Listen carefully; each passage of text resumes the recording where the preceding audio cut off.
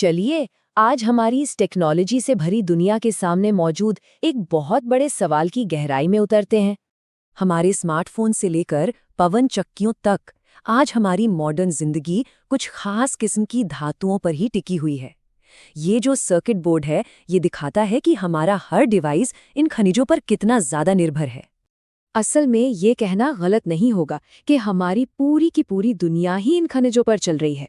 हमारे फोन से लेकर हमारी गाड़ियों तक सब कुछ जमीन से निकले खनिजों से ही तो बनता है। और यहीं पर वो सबसे बड़ा सवाल खड़ा होता है जिसके बारे में हमें सोचना है। इसका जवाब ही ये तय करेगा कि हमारी आने वाली पीढ़ियों के लिए ये ग्रह कैसा होगा। तो चलिए सबसे पहले ये समझते हैं कि आखिर इन धातुओं की मांग इतनी तेजी से बढ़ क्यों रही है। ये तो बस कुछ उदाहरण हैं। देखिए, तांबा चाहिए बिजली के तारों के लिए, लिथियम हमारी बैटरी के लिए, जर्मेनियम स्मार्टफोन के लिए, और विंड टर्बाइन के लिए रेयर अर्थ मेटल्स बहुत ज़रूरी हैं। और जैसे जैसे टेक्नोलॉजी आगे बढ़ेगी, इनकी मांग तो समझ लीजिए आसमान छूने वाली है। तो सवाल ये है कि हम अभी ये धातुएं लाते कहाँ से हैं?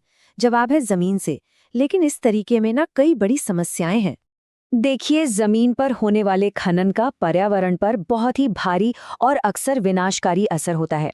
इन बड़ी बड़ी खदानों को बनाने के लिए पूरे के पूरे इकोसिस्टम तबाह हो जाते हैं और कई बार तो लोगों को अपनी जगह तक छोड़नी पड़ती है।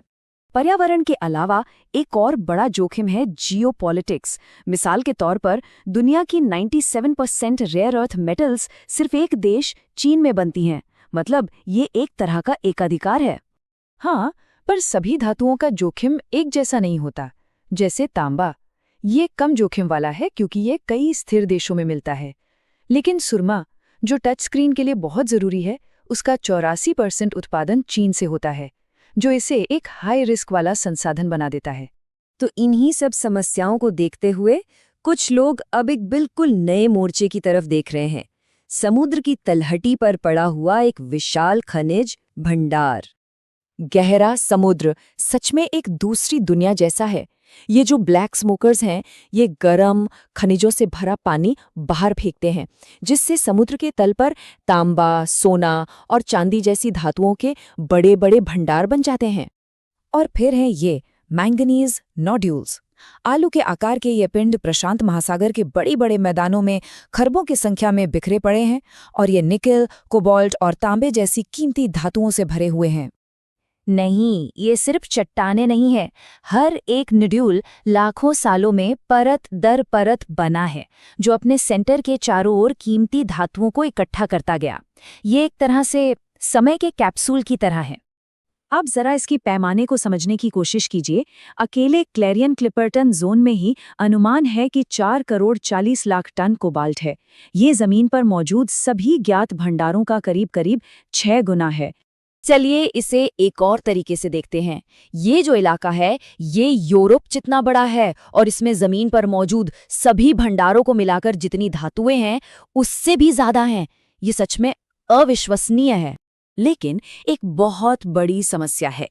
ये जो खजाना है, ये एक ऐसे इकोसिस्टम में है जिसके बारे में हम लगभग कुछ भी नहीं जानते और इसे निकालने के जोखिम बहुत बहुत बड़े हैं। तो योजना क्या है? कल्पना कीजिए कि एक बहुत बड़ा रोबोट समुद्र की तलहटी पर घूम रहा है, नोड्यूल्स को वैक्यूम क्लीनर की तरह सोख रहा है और फिर उन्हें एक पाइप के जरिए ऊपर जहाज तक भेज रहा है। ये टेक्नोलॉजी अभी ज्यादातर कागजों पर ही है, लेकिन इसका मोटा मोटा सिद्धांत यही है। और इसके परिणाम विनाशकारी हो सकते हैं। खनन के रास्ते में जो कुछ भी आएगा वो पूरी तरह से साफ हो जाएगा। मिट्टी के जो बादल उठेंगे वो समुद्री जीवन का दम घुट देंगे और लगातार होने वाला शोर व्हेल और डॉल्फिन जैसे जानवरों को परेशान करेगा। ये एक ऐसी तबाही है जिससे अनगिनत प्रजातियां खत्म हो सकती हैं, जिन्हें शायद हमने कभी खोजा भी नहीं है। और ये सिर्फ कोई थ्योरी नहीं है। डिस्कॉल नाम का एक छोटा सा प्रयोग किया गया था, जिसमें वैज्ञानिकों ने समुद्र तल के एक छोटे से हिस्से को जोता था। पता है क्या हुआ? सालों बाद भी वहां का इकोसिस्टम ठीक नहीं हुआ और कुछ प्रजातियां तो हमेशा के लिए चली गईं। मतलब ये जो नुकसान है, ये परमानेंट हो सकता है। तो ये सब कुछ हमें एक बहुत ही मुश्किल विकल्प पर लाकर खड़ा कर देता है। एक ऐसा फैसला जिसके नतीजे बहुत दूर तक जाएंगे।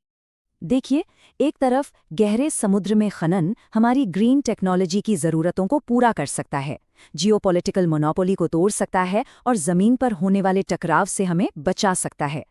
लेकिन दूसरी तरफ ये हमारी बायोडाइवर्सिटी को हमेशा के लिए ख़त्म कर सकता है और एक ऐसे इकोसिस्टम को बर्बाद कर सकता है जिसे हम अभी समझना शुरू ही कर रहे हैं।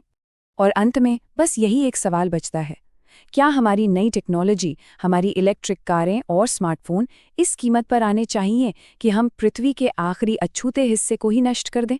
इसका कोई आसान जवाब नहीं है।